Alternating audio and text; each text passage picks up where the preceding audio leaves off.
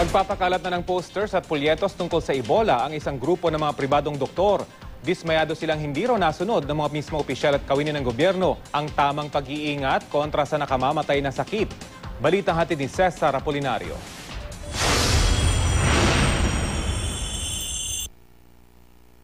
Imahe ng kamatayan ang mensahe ng poster na ito tungkol sa Ebola. Isa raw kasi sa kada 2 taong tinatamaan ng Ebola, namamatay.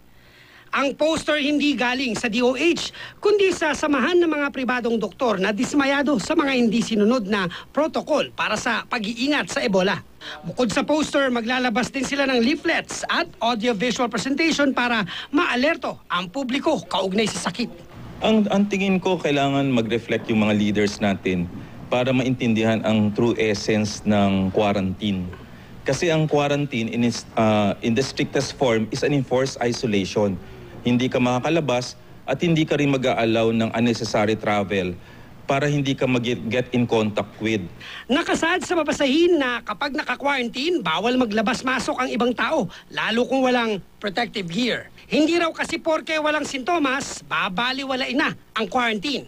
Inihalimbawa ni Dr. Lichon ang Liberian na si Thomas Eric Duncan na nung unang dumating sa Amerika ay walang ipinakitang sintomas. At kalaunay nagpositibo sa Ebola habang nasa Amerika.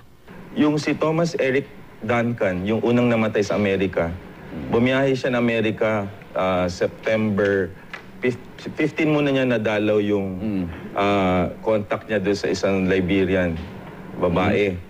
Pagkatapos, nagbiyahe sa September 19 sa Amerika.